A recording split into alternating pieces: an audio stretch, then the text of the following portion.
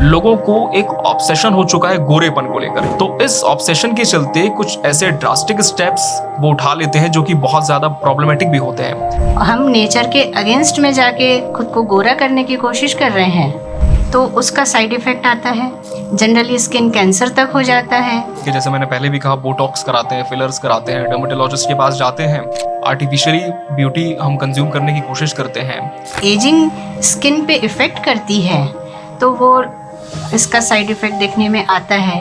तो सनस्क्रीन किस तरह से हमें चूज करनी चाहिए जब भी हम अपनी स्किन के लिए सनस्क्रीन लेने के लिए जाते हैं? पहले तो आप अपना स्किन टेक्सचर चेक करवा लीजिए और वो जो SPF बताते हैं उस SPF का ये अपना सन स्क्रीन लगा सकते हैं। बहुत ज़्यादा फेस वॉश करना, दिन में 3 से 4 बार उसे यूज़ करना स्किन के लिए हेल्दी हो सकता है या कुछ इसके ड्रॉबैक्स भी हम देख सकते हैं? फेस वॉश है, आफ्टर ऑल तो डिटर्जेंट ही मान के चलिए, जैसे साबुन लगाया। डार्क सर्कल्स फिर भी पीछा नहीं छोड़ते हैं, तो इसका क्या कोई परमानेंट सॉल्यूशन अब तक आ पाया है? ये कई तरीके से अफेक्ट करता है। अगर आपको कोई बहुत ज़्यादा टेंशन हो गया, स्ट्रेस हो गया, जो अंडर आई क्रीम्स हैं क्या वो काम करती हैं? हाँ करती हैं, अगर अच्छी कंपनी की हैं। पहले के जो लोग होते थे, हम देखते थे जैसे कि हमारे पापा जी थे, दादाजी थे, तो बहुत ज़्यादा अच्छे हेयर्स उनके होते थे, सिर्फ वो ऑयल का यूज़ करते थे। तो बाल जो हैं वो आ जाते हैं। अगर आपके बाल घने थे और झड़ गए या झड़ रहे हैं तो झड़ना रुक जाता है, और जो झड़ चुके हैं वो वापस भी आ जाते हैं। Hello and welcome to the Amit Sharma's podcast. आज हमारे पॉडकास्ट में हम बात करने जा रहे हैं एक ऐसी प्रॉब्लम पर जो हम कह सकते हैं कि आज की जनरेशन के लिए बहुत ज़्यादा मैटर करती है। हम कहें तो एक प्रॉब्लम भी नहीं है, एक तरह से ऑब्सेशन भी है अपने स्किन को लेकर, अपने हेयर्स को लेकर, क्योंकि अब सब कुछ हम सोशल मीडिया पर देखते हैं, उसे ही कंज्यूम करने की बहुत कोशिश करते हैं। हम चाहते हैं कि जिस तरह से सेलिब्रिटी लुक होता है वो भी हम अचीव कर पाएं, लेकिन क्या ऐसा प्रैक्टिकल लाइफ में पॉसिबल है या ये सिर्फ एक मिथ है और प्रेजेंटेशन का एक जरिया है, मार्केटिंग एंड एडवर्टीजमेंट का एक माध्यम है? ये सारे डाउट्स आज हम क्लियर करेंगे और किस तरह से आप नेचुरली अपने स्किन की केयर कर सकते हैं, हर्बली अपने हेयर्स को बहुत ज्यादा स्ट्रॉन्ग कर सकते हैं, ये भी हम जानेंगे आज के इस पॉडकास्ट में।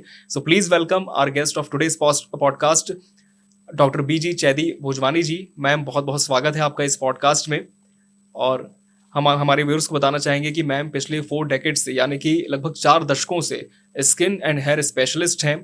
लगातार इन्होंने प्रैक्टिस की है और कुछ हम कह सकते हैं स्टेप्स आगे लेते हुए एक ऐसी रिसर्च पर ये पहुंची है जिसके माध्यम से अब ये बताएंगी कि इस रिसर्च से क्या कुछ इन्होंने अचीव किया है और ये रिसर्च कितनी ज़्यादा बेनिफिशियल होने वाली है हमारे व्यूअर्स के लिए और सारे पेशेंट्स के लिए, क्योंकि इनकी रिसर्च में स्किन और हेयर प्रोडक्ट्स को एक नया माध्यम मिला है, एक नए जरिए के तौर पर ये उभर कर आए हैं। तो मैम, एक बार फिर आपको बहुत स्वागत है हमारे इस पॉडकास्ट में। मैम, जैसे कि आपने बहुत टाइम तक प्रैक्टिस की और स्किन और हेयर की प्रॉब्लम ऐसी है जो हम कह सकते हैं कि अब हर वर्ग को हो रही है। पहले एक एज ग्रुप के बाद हमें ये प्रॉब्लम्स देखने को मिलती थी, लेकिन अब जो यंगस्टर्स हैं वो भी बहुत ज़्यादा इन प्रॉब्लम से हम कह सकते हैं जूझते रहते हैं। खासकर अब सोशल मीडिया में हम जिस तरह से सेलिब्रिटी की लाइफस्टाइल देखते हैं, हम देखते हैं कि उनकी स्किन कितनी ज़्यादा क्लियर है। लोगों को एक ऑब्सेशन हो चुका है गोरेपन को लेकर कि मुझे बहुत गोरा होना है, अपने स्किन से कोई भी सेटिस्फाई नहीं है। तो इस ऑब्सेशन के चलते कुछ ऐसे ड्रास्टिक स्टेप्स वो उठा लेते हैं जो कि बहुत ज़्यादा प्रॉब्लमेटिक भी होते हैं। तो मैम, इसे किस तरह से आप देखते हैं? देखिए क्या है कि ये ह्यूमन नेचर है कि हर कोई खूबसूरत लगना चाहता है और हर कोई गोरा दिखना चाहता है। बट स्किन का जो कलर है वो अपने स्किन में उपस्थित जो कलर पिगमेंट्स हैं उस पर डिपेंड करता है। किसी में colour pigments means melanin cells बोलते हैं उनको, ज़्यादा होती हैं तो उनका कलर डार्क होता है, और अगर कम होती हैं तो वो कलर फेयर हो जाता है, गोरा हो जाता है। पर ऐसा कोई भी तरीका नहीं है जिससे अपन लोग अपने को गोरा कर सकें।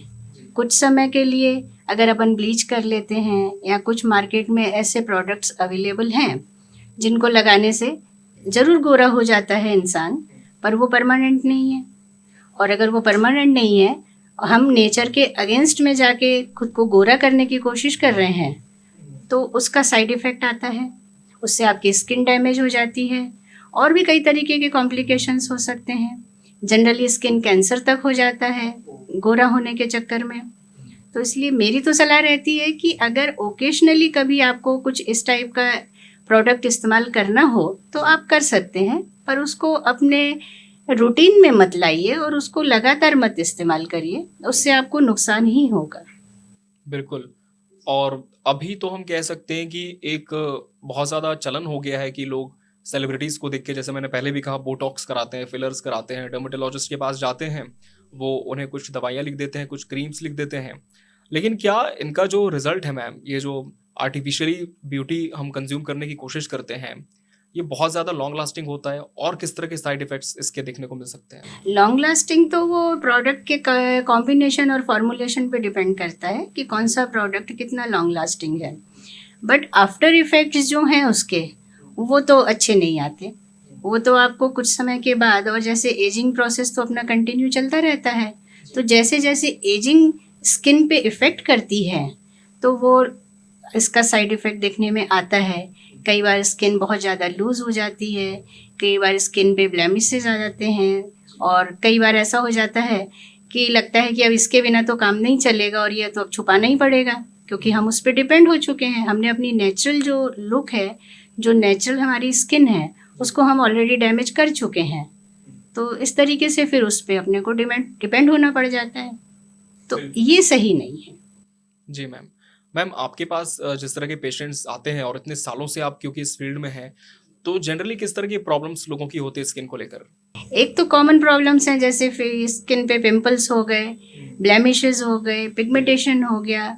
उसके अलावा कई तरीके की स्किन की एलर्जीज़ होती हैं, एक्जिमा होता है। इन सब तरीके के पेशेंट्स मेरे पास आते हैं, और जैसा उनकी प्रॉब्लम होती है उसके हिसाब से मैं उनको उपचार देती हूँ। जी मैम। मैम, पहले तो जैसे देखा जाता था कि एक टीनेज की जब तक एज होती थी तब तक बहुत ज़्यादा पिंपल्स होते थे, एक्नेज़ होते थे। लेकिन अभी जो यूथ है वो भी इस प्रॉब्लम से बहुत ज़्यादा गुज़र रहा है, तो इसका मेन रीज़न क्या आप देखती हैं? इसका मेन रीज़न है एक स्ट्रॉन्ग सन एक्सपोज़र, मतलब तेज़ धूप में निकलना बिना कुछ लगाए, या कुछ ऐसे हार्श केमिकल वाले प्रोडक्ट्स यूज़ कर लिए, कॉस्मेटिक सुन के या कहीं पढ़ के, तो उनका इफ़ेक्ट आ जाता है एज ए साइड इफ़ेक्ट। और कई बार होता है कि आपने ठीक से सफाई नहीं की त्वचा की, और जो बाहर की धूल है, पसीना है, और जो सीबम एक्सक्रीशन होता है इस एज में, प्यूबर्टी स्टेज में एक्स्ट्रा होता है ऑयल, तो वो सारा जो है स्किन के जो पोर्स हैं उनमें वो जमा हो जाता है। अब उसको फ्रेश एयर नहीं मिलती, तो वो वहाँ से पॉप आउट होके एक छोटा सा दाना बन के ब्लैक हेड्स बनता है पहले, फिर धीरे धीरे उसमें पस आ जाता है, और कई बार 2-3 ब्लैक हेड्स आपस में ज्वाइन होके एक बड़ा सा पस्ट्यूल और बड़ा सा एक नॉट बना लेते हैं, गठान सी बना लेते हैं, और वो बाद में बड़ा सा गड्ढा छोड़ देते हैं स्किन पे। वो लास्ट स्टेज होती है, उसको हम एक्ने वल्गैरिस बोलते हैं, जिसमें स्किन बहुत ज़्यादा डैमेज होती है। तो जो एक्सटर्नल फैक्टर्स हैं उससे स्किन डैमेज होती है, और जैसे कि मैम आपने सनस्क्रीन का ज़िक्र किया, तो सनस्क्रीन किस तरह से हमें चूज़ करनी चाहिए जब भी हम अपनी स्किन के लिए सनस्क्रीन लेने के लिए जाते हैं? पहले तो आप अपना स्किन टेक्सचर चेक करवा लीजिए किसी अच्छे डर्मेटोलॉजिस्ट से, स्किन स्पेशलिस्ट से, और वो जो SPF बताते हैं उस SPF का ये अपना सन स्क्रीन लगा सकते हैं। जी, अभी जैसे जेल बेस्ड सनस्क्रीन भी बहुत ज़्यादा मार्केट में है, तो क्या वो इफ़ेक्टिव होती है? हाँ, होता है, अगर अपन सन एक्सपोजर में जा रहे हैं तो इफ़ेक्टिव होता है वो। और स्किन को हम जैसे कि जनरली फेस वॉश हम यूज़ करते हैं, तो फेस वॉश जब हम यूज़ करते हैं उस वक्त तो बहुत ज़्यादा फेयर हम दिखते हैं, लेकिन कुछ टाइम के बाद रिजल्ट एज इट इज़ हो जाता है। तो मैम, किस तरह के कंपोनेंट्स फेस वॉश में होते हैं, और क्या बहुत ज़्यादा फेस वॉश करना, दिन में 3 से 4 बार उसे यूज़ करना स्किन के लिए हेल्दी हो सकता है, या कुछ इसके ड्रॉबैक्स भी हम देख सकते हैं? बिल्कुल इसके ड्रॉबैक्स हैं, क्योंकि जो फेस वॉश है आफ्टर ऑल तो डिटर्जेंट ही मान के चलिए, जैसे साबुन लगाया और उससे थोड़ा सा सुपीरियर फेस वॉश होता है। तो उससे बेहतर है कि आप फेस वॉश एक बार यूज़ करिए या ज़्यादा से ज़्यादा 2 बार यूज़ करिए। इसके अलावा मैं सजेशन देती हूँ कि आप डीप पोर क्लीजिंग करिए। उसके लिए आप कच्चा दूध ले लीजिए, अगर कच्चा दूध उपलब्ध नहीं है तो सिंपल दूध ले सकते हैं, पका हुआ भी, पर मलाई हटा के, और जितनी आपको रिक्वायरमेंट है उसके हिसाब से दूध लेके उसमें 2-3 बूंद नींबू का रस डाल दीजिए, और उसको मिक्स करके अच्छी तरह मल के पूरा मालिश करके फेस पे, गर्दन पे, जितने एक्सपोजिंग पार्ट हैं लगा लीजिए, और उसके बाद में गीले नैपकिन से उसको अच्छी तरह साफ़ कर लीजिए। पहले आप फेस वॉश से क्लीन करिए, उसके बाद फिर आप इस तरीके से क्लीन करिए, आप देखेंगे कि फिर भी डस्ट निकल रही है। फेस वॉश करने के बाद भी इस तरीके के क्लीजिंग से डस्ट आ रही है उसमें टॉवल में। इट मीन्स कि ये सही तरीका है डीप पोर क्लीजिंग का, और ये करना चाहिए। ये तो मैम हम कह सकते हैं कि आपने बहुत ही अच्छा एक घरेलू नुस्खा बता दिया जो ज़्यादा टिपिकल भी नहीं है। आपको अलग से पार्लर नहीं जाना है, सेशंस नहीं अटेंड करने, घर पर ही आप स्किन की केयर कर सकते हैं, वो भी नेचुरली। और मैम डार्क सर्कल जैसे कि बहुत सारे लोगों की ये कंप्लेंट भी रहती है कि कितनी सारी चीज़ें हम करते हैं, मार्केट के प्रोडक्ट्स हम लेते हैं, आई क्रीम्स लेते हैं, अंडर आई क्रीम्स हम यूज़ करते हैं, डार्क सर्कल्स फिर भी पीछा नहीं छोड़ते हैं। तो मैम क्या ये हम कह सकते हैं कि एक कई लोगों को तो हेरिडिटरी होता है, लेकिन जिनको नहीं है या फिर हेरिडिटरी भी अगर है, तो इसका क्या कोई परमानेंट सॉल्यूशन अब तक आ पाया है? इसका परमानेंट सॉल्यूशन तो क्या है कि ये कई तरीके से अफेक्ट करता है। अगर आपको कोई बहुत ज़्यादा टेंशन हो गया, स्ट्रेस हो गया और आपकी नींद कंप्लीट नहीं हुई, तो आपको डार्क सर्कल दिखेंगे, बहुत जल्दी दिखते हैं। अगर आप लेट नाइट सोते हैं तो भी दिखेंगे। अगर आप बहुत ज़्यादा मोबाइल या कंप्यूटर इनका यूज़ करते हैं फिर भी आ जाते हैं। और कई बार आपकी किसी बीमारी की वजह से भी होते हैं। तो ये हम लोगों को रेगुलर चेक करना रहता है, और जहाँ आपको डार्क सर्कल नज़र आते हैं तो आप उनका तुरंत ट्रीटमेंट शुरू कर दीजिए। उसके लिए मार्केट में तो बहुत प्रोडक्ट अवेलेबल हैं, फिर भी मैं नेचुरल में ज़्यादा वो करती हूँ विश्वास। तो मैं नेचुरल 1-2 होम रेमेडीज़ बता देती हूँ आपको, वो बेहतर रहेंगी।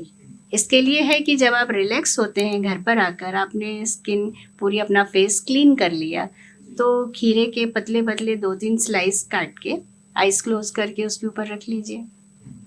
दूसरा है कि टी बैग्स, पर टी बैग अपने को डायरेक्ट बॉईल करके यूज़ नहीं करना है। एक बार यूज़ किए हुए टी बैग्स को वापस उसको आप सादे पानी में बॉईल कर लीजिए और फिर वो टी बैग रख सकते हैं एज ए आई पैड।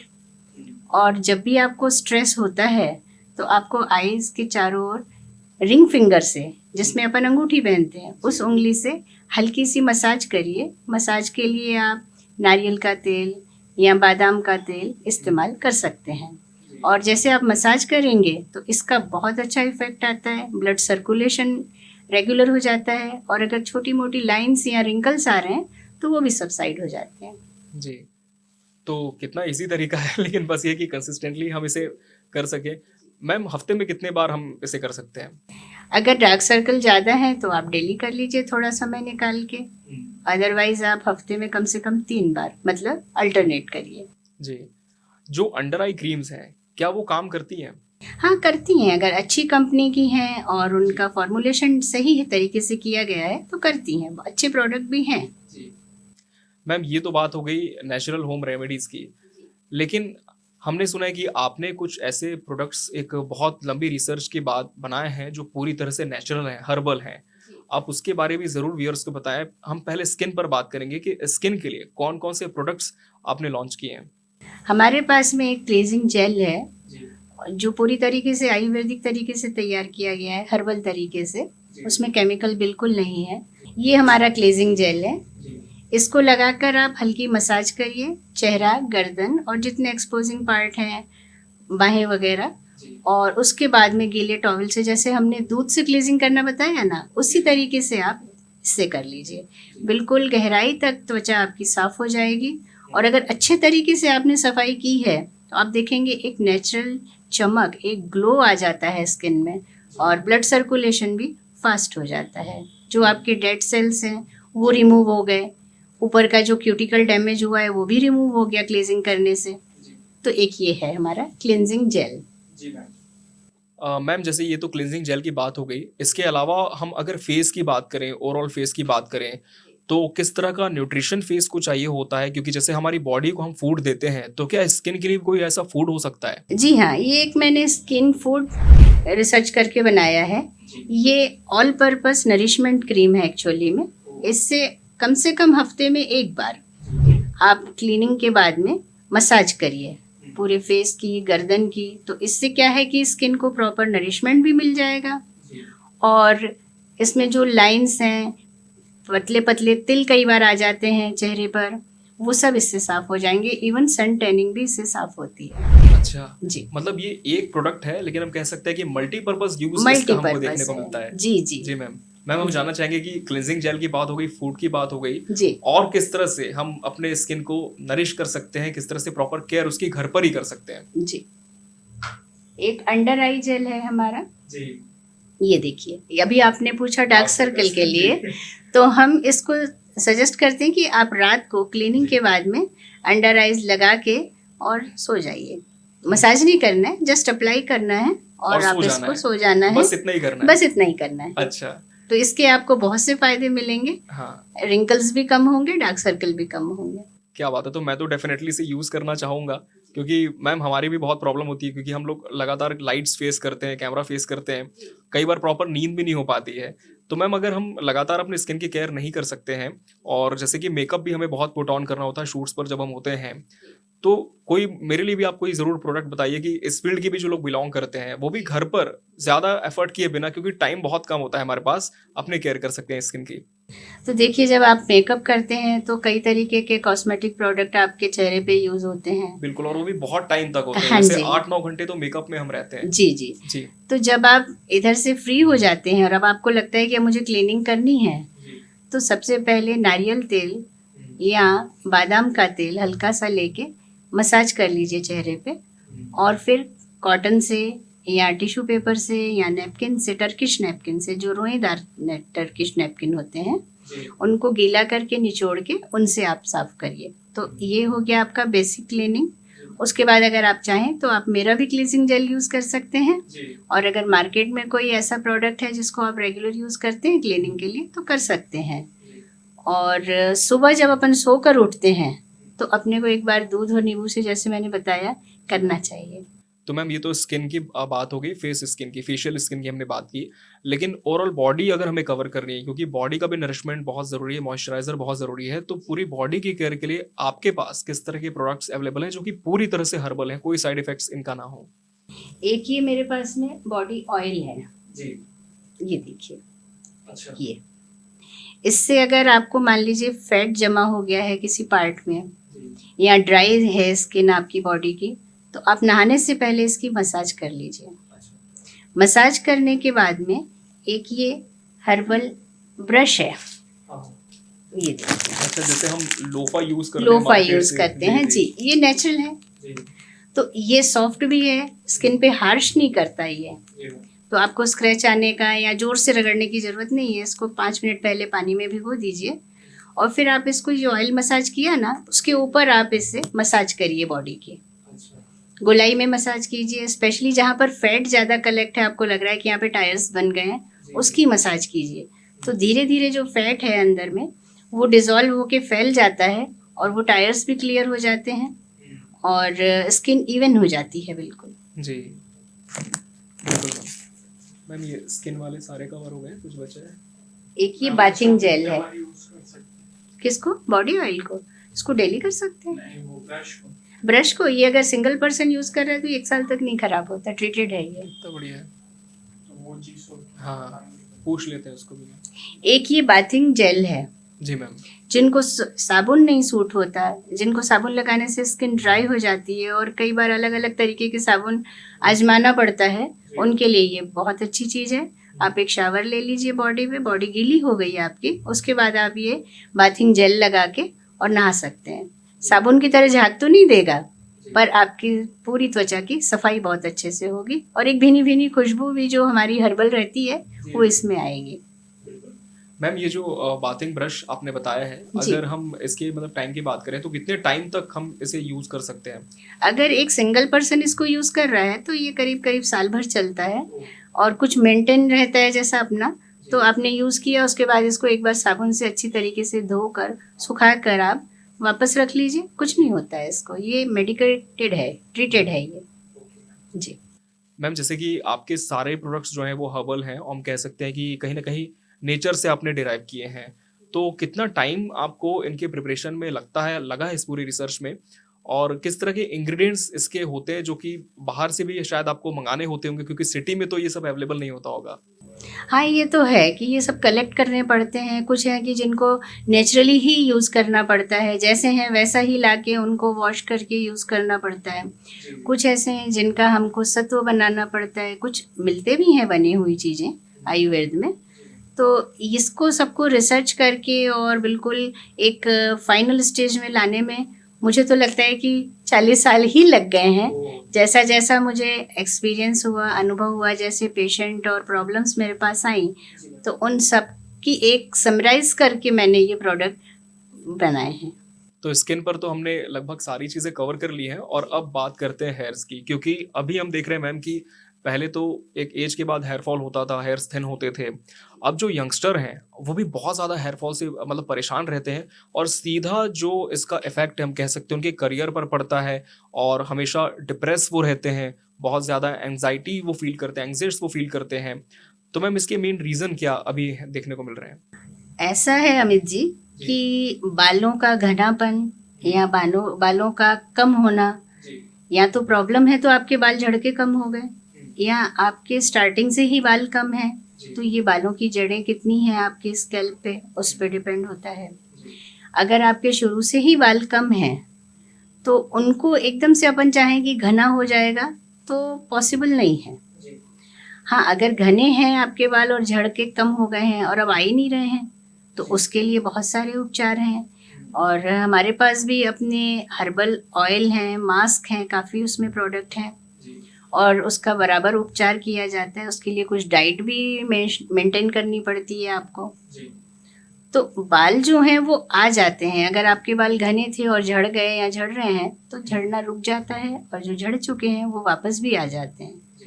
पर अगर आपने लंबा समय लगा दिया उपचार लेने में तो धीरे धीरे क्या होता है, वो जड़ें अंदर कमज़ोर हो जाती हैं और फिर बालों को आने की संभावना कम हो जाती है। मैम पहले के जो लोग होते थे हम देखते थे जैसे कि हमारे पापा जी थे, दादाजी थे, तो बहुत ज़्यादा अच्छे हेयर्स उनके होते थे। सिर्फ़ वो ऑयल का यूज़ करते थे, नारियल तेल ही ज़्यादा वो लगाते थे। अभी जो मार्केट में नारियल तेल मिलता है वो बहुत ज़्यादा, एक तो उसकी टेंडेंसी बहुत थिन होती है, ऐसा लगता है, और उसे यूज़ करने से फ़ायदे तो कुछ भी नहीं दिखते हैं। तो मैम ये क्यों होता था कि पहले के लोगों के बाल बहुत ज़्यादा हेल्दी होते थे, जबकि वो लोग कितना हम कह सकते हैं बाहर जाके भी काम करते थे, सारी चीज़ें करते थे, और हम अभी की जो जनरेशन है बहुत कम्फ़र्ट में रहती है, एयर कंडीशन में भी काम करती है, लेकिन उसके बाद भी हेयर्स हेल्दी नहीं हो पाते हैं। एक्चुअली में क्या है कि ऑयल सिंथेटिक भी अवेलेबल है मार्केट में, और कहना चाहिए कि फ़िल्टर किए हुए भी आते हैं। कई तरीके से फ़िल्टर करते हैं। कुछ लोगों को नारियल की या किसी चीज़ की खुशबू पसंद नहीं है, तो कोशिश की जाती है कि उसकी खुशबू को कम किया जाए। एक कोल्ड कंप्रेशन तरीके से, कोल्ड कंप्रेस करके ठंडे तरीके से तेल निकाले जाते हैं किसी भी चीज़ के, किसी भी बीज के या गिरी के। तो वो जो तेल हैं वो बाकी तेलों के बनिस्बत ज़्यादा यूज़फुल है। कोल्ड कंप्रेस जैसे एक्स्ट्रा वर्जिन कोकोनट ऑयल आता है, वो सर्दियों में जमता भी कम है और हमारे हिसाब से तो वो ज़्यादा बेहतर है। सेम सरसों का तेल है, ऑलिव ऑयल है, जो कोल्ड कंप्रेस तरीके से निकाले गए हैं, वो फिर भी इफ़ेक्टिव हैं। और ऑयलिंग तो रेगुलर होनी चाहिए, ज़्यादा नहीं तो हफ्ते में एक बार तो करनी चाहिए। और हम कह सकते हैं कि जितने और ऐसे प्रोडक्ट्स हैं हेयर स्टाइलिंग के, हम हेयर जेल का यूज़ करते हैं, हेयर वैक्स का यूज़ करते हैं, तो इनसे तो मैम खराब ही होते होंगे शायद बाल। बिल्कुल बाल खराब होते हैं, उनका टेक्सचर खराब हो जाता है। आप देखेंगे जो लोग लगातार इन प्रोडक्ट्स का यूज़ करते हैं तो उन बालों का जो नेचुरल एक लुक होता है, एक हेल्दी लुक होता है, शाइन होती है, वो ख़त्म हो जाती है। वो बाल फ्रिजी और ऐसा लगता है कि जैसे वो बाल जले हुए हैं, उनमें आप चमक और वो चीज़ नहीं देखेंगे। मैम जेनेटिकली जिनके हेयर्स बहुत कम होते हैं, क्या ये पॉसिबल है कि एक ट्रीटमेंट के बाद उनको अच्छे हेयर्स मिल पाएँ? नहीं, ये पॉसिबल नहीं है। अभी जैसे मैंने बताया कि अगर जड़ें ही नहीं होंगी तो बाल घने कैसे होंगे? फिर उसके लिए आजकल ट्रीटमेंट आ गए हैं कई तरीके के। ट्रांसप्लांट होता है जी, तो उसमें फिर वो लोग कर लेते हैं। लेकिन ये सक्सेस होता है सबके हाँ, लिए। हेयर ट्रांसप्लांट आज की डेट में सक्सेस है और काफ़ी लोग करवा रहे हैं। मैम जैसे रेगुलर हम शैम्पू करते हैं हेयर को, पहले तो मैं आपसे ये जानना चाहूँगा कि हफ्ते में कितनी बार हमें शैम्पू करना चाहिए? हफ्ते में आपको कम से कम 2 बार शैम्पू करना चाहिए। अगर आपका रेगुलर बाहर जाना होता है, धूल भी लग रही है, धुएँ में भी हैं और बहुत ज़्यादा पॉल्यूशन है, तो ऐसा लगता है कि शाम तक वापस घर लौटते तक बाल बहुत गंदे हो गए हैं। तो उसका एक बहुत नेचुरल और बहुत अच्छा तरीका हम बताते हैं।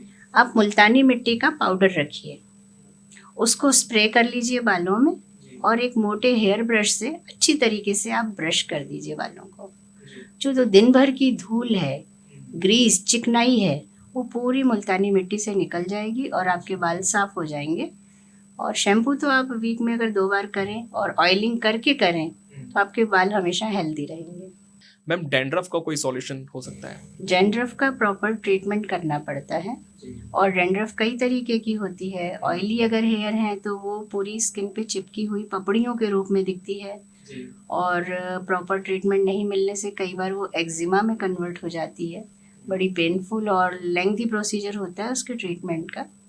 और अगर डैंड्रफ सूखी है और झड़ती है कंघी करने से, फिर भी वो खतरनाक है, क्योंकि वो कंघी जब आप बालों में चलाते हैं तो वो झड़ के आपके चेहरे पे आती है।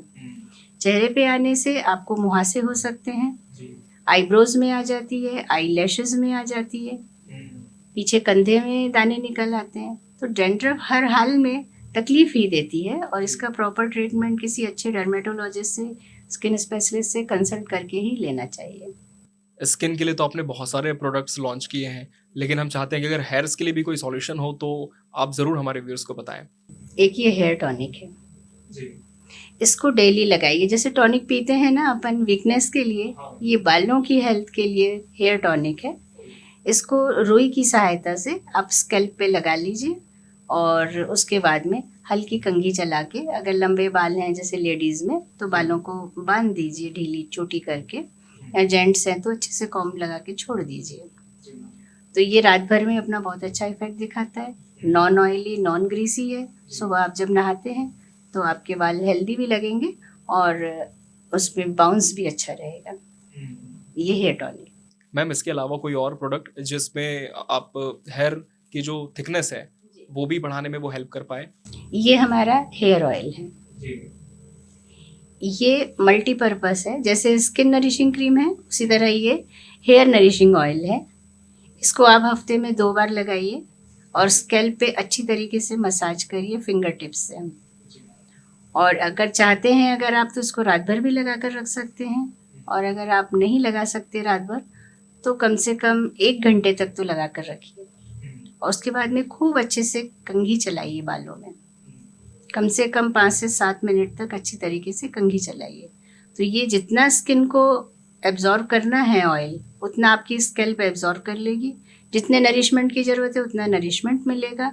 और अगर आपके बाल झड़ रहे हैं तो कुछ दिनों में ही आप देखेंगे बाल झड़ने रुक गए और नए बालों की ग्रोथ भी आनी शुरू हो गई, और बालों में एक नेचुरल ग्लॉस, चमक आ जाती है। और जैसा भी आप स्टाइल चाहें कर सकते हैं बालों में जी। ये एक हेयर मास्क है, ये भी ऑल पर्पस है। नहाने से पहले आप इसको बालों में लगा लीजिए। ये थोड़ा जेल फॉर्म में होता है और इसको आप डेली लगा लीजिए तो कोई नुकसान नहीं है इसका। और लगा के 10-15 मिनट के बाद आप इसको पानी से धो लीजिए। इजीली आप बालों को मैनेज कर पाएंगे। जैसा चाहते हैं कॉम्ब चलाइए बालों में, बाल आपके अच्छे सेट भी हो जाएंगे और हेल्दी भी लगेंगे। मैम ये जितने भी प्रोडक्ट्स आपने हमें बताया, चाहे वो स्किन के हों, हेयर ट्रीटमेंट के हों, तो ये क्या मेन मार्केट में अवेलेबल हैं, या फिर अगर आपसे कोई लेना चाहता है तो किस तरह से वो कंसल्टेशन ले सकता है? और क्या पहले आप हर पेशेंट का टेस्ट करते हैं उसके बाद इसे आप प्रोवाइड करते हैं? बिल्कुल, जिसको जैसी प्रॉब्लम है उसको देखकर, स्किन टेस्ट लेकर, उसके बाद ही ये प्रोडक्ट क्लिनिक से ही दिए जाते हैं। और इन प्रोडक्ट को पहले उसके ऊपर एक पैच टेस्ट लेके टेस्ट किया जाता है, उसके बाद देते हैं। और अगर उसमें कुछ चेंज करना होता है, किसी को किसी चीज़ से ऐसी कुछ प्रॉब्लम हो रही है, तो फिर उसकी अकॉर्डिंग स्किन हम प्रोडक्ट देते हैं। और वो हमारे को क्लिनिक में आकर आप दिखाएंगे, स्किन अपनी प्रॉब्लम डिस्कस करेंगे, उसके बाद ही हम देंगे। मार्केट में अवेलेबल नहीं है ये। तो कह सकते हैं कि आप पर्सनल कंसल्टेशन पहले ले सकते हैं मैम से, और उसके बाद आपकी जो स्किन होगी, जिस तरह की प्रॉब्लम होगी, वो आप उस तरह का प्रोडक्ट आप ले सकते हैं उसके ट्रीटमेंट के लिए। मैम अक्सर जैसे कि कहा जाता है कि कभी भी इंसान सेटिस्फाई नहीं हो सकता, जिसका जो लुक है उसे थोड़ा सा एक्स्ट्रॉर्डनरी चाहिए। जिनके हेयर्स स्ट्रेट हैं वो कर्ल करवाते हैं, जिनके कर्ल हैं वो स्ट्रेट करवाते हैं। तो क्या ये कराना बहुत ज़्यादा अच्छा होता है, या फिर हम कह सकते हैं कि इसके बाद भी कोई प्रॉब्लम हो सकती है हेयर्स पे? एक्चुअली में अगर आप अननेचुरल तरीके से बालों की प्रकृति बदलना चाह रहे हैं, कि घुंघराले हैं तो हम उनको सीधा करवा सकते हैं, और अगर सीधे हैं बाल तो उनको घुंघराला करवा लें, हो जाते हैं। बहुत सारे केमिकल हैं मार्केट में, प्रोडक्ट अवेलेबल हैं, ब्यूटी पार्लर्स हैं, सेंटर्स हैं जो अच्छे प्रोडक्ट यूज़ करती हैं और कर देते हैं। पर मेरी सलाह ये रहती है कि अगर बहुत कोई ऐसा ज़रूरी कोई ओकेज़न है या कोई आपको ऐसा लग रहा है किसी बहुत बड़ी पार्टी में जाना है, तो आप ऐसे टेम्परेरी कभी करवा ले सकते हैं, उसमें कुछ नहीं होगा। और अगर आप रेगुलर इस चीज़ को मेंटेन करेंगे, तो आपके बाल खराब होंगे, धीरे-धीरे आप देखेंगे आपके बाल जो हैं वो जल रहे हैं, टुकड़ों में टूट रहे हैं। जैसे ही आप कंघी चला रहे हैं तो आपके बाल टूट-टूट के निकल रहे हैं और यहाँ तक कि कई बार गंजापन हो जाता है। तो बचना चाहिए इन चीज़ों से। जो प्रकृति है, आपका बाल अगर घुंघरालू है, तो जो आपकी स्कैल्प के अंदर बालों की फॉलिकल है, जो बालों की जड़ है, वो एक फॉलिकल एक थैली के अंदर होती है। उस थैली के शेप पे डिपेंड करता है कि अगर वो ओवल शेप की है, अंडाकार है, तो आपके बाल घुंघराले होंगे और अगर वो सिंपल है, राउंड है, तो आपके बाल सीधे होंगे। उस फॉलिकल को तो हम चेंज नहीं कर सकते, उतना डीप तो नहीं जा सकते। हम सिर्फ जो बाल स्कैल्प के ऊपर हैं लंबाई में, उनको चेंज कर रहे हैं, कभी घुंघराला कर रहे हैं, कभी सीधा कर रहे हैं। मतलब हम नेचर के अगेंस्ट में जा रहे हैं, तो डैमेज तो होंगे बाल, बाई चांस चलेगा, हमेशा नहीं। हम लोग जब भी नेचर के अगेंस्ट गए हैं तो प्रॉब्लम हमको ही हुई है, हमने देखा है हमेशा से। और हेयर स्पा का भी काफ़ी टाइम से ट्रेंड है मैम, तो क्या ये कराना बहुत ज़्यादा ज़रूरी होता है?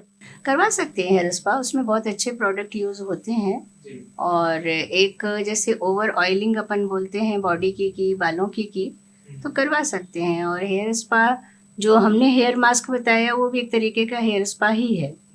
तो अगर नेचुरल प्रोडक्ट आपको मिल रहे हैं मार्केट में विदाउट केमिकल, तो आप कर सकते हैं। बिल्कुल, क्योंकि केमिकल कभी ना कभी चल के आगे कोई ना कोई रिएक्शन देता है, और क्योंकि वो हर तरह के स्किन टाइप के लिए सूटेबल भी नहीं होता, हम कह सकते हैं। तो किसी को उसका रिजल्ट अच्छा मिलता है, किसी को उतना रिजल्ट नहीं मिल पाता। और लेकिन जो हर्बल प्रोडक्ट्स हैं, इतना तो है कि डैमेज बिल्कुल भी आपके स्किन को, आपके हेयर को ये नहीं करता, और रिजल्ट भी बहुत अच्छा है। और मैम, जितने भी पेशेंट्स अब तक आपके हैं जिन्होंने इन प्रोडक्ट्स को कंज्यूम किया है, किस तरह का फीडबैक उनसे आपको मिला है? हमेशा मुझे पॉजिटिव ही मिलता है और जो उनकी प्रॉब्लम है वो सॉल्व हो जाती है, तो वो खुश भी बहुत होते हैं कि ये आपने प्रॉब्लम हमारी सॉल्व कर दी। और जैसे किसी के बालों में पैच आ गया, गंजापन आ गया, तो उनके बाल निकल आते हैं, तो बड़े खुश होते हैं कि हमारे बाल अच्छे घने हो रहे हैं। तो पॉजिटिव ही आता है फीडबैक। तो स्किन और हेयर प्रॉब्लम्स का किस तरह से सॉल्यूशन हो सकता है, वो भी herbally, naturally, without any side effects, ये आज के इस पॉडकास्ट में हमने जाना है। और मैम के जो प्रोडक्ट्स हैं डेफिनेटली वो बहुत ज़्यादा बेनिफिशियल है उनके सारे पेशेंट्स के लिए। लेकिन अगर आपकी भी इस तरह की प्रॉब्लम्स है तो मैम से आप पर्सनल कंसल्टेशन ले सकते हैं। मैम, किस तरह से आपसे कॉन्टैक्ट कर सकते हैं हमारे व्यूअर्स? कॉन्टैक्ट नंबर हम दे रहे हैं आप लोगों को, और आप इस नंबर पर कॉल करके अपॉइंटमेंट फिक्स कर लीजिए। वैसे हमारे क्लिनिकल आवर्स 11 to 6 o'clock हैं, संडे क्लोज है, तो आप अपॉइंटमेंट ले सकते हैं। बिल्कुल, तो कॉन्टैक्ट नंबर यहाँ स्क्रीन पर नीचे आपको दिख रहा है, इस पर आप अपनी अपॉइंटमेंट बुक कर सकते हैं। जिस तरह की भी स्किन और हेयर रिलेटेड प्रॉब्लम आपकी है वो डिस्कस कर सकते हैं और पर्सनल कंसल्टेशन आपको मिलेगा, और इस तरह के जो प्रोडक्ट्स हैं वो भी आपको यहाँ मैम की तरफ से दिए जाएंगे। So thank you so much ma'am for being our guest in this podcast. बहुत सारी इन्फॉर्मेशन आपसे मिली और हम कह सकते हैं कि बहुत ज़्यादा नॉलेज इस पॉडकास्ट से हमारे व्यूअर्स ने कंज्यूम किया है। Thank you so much.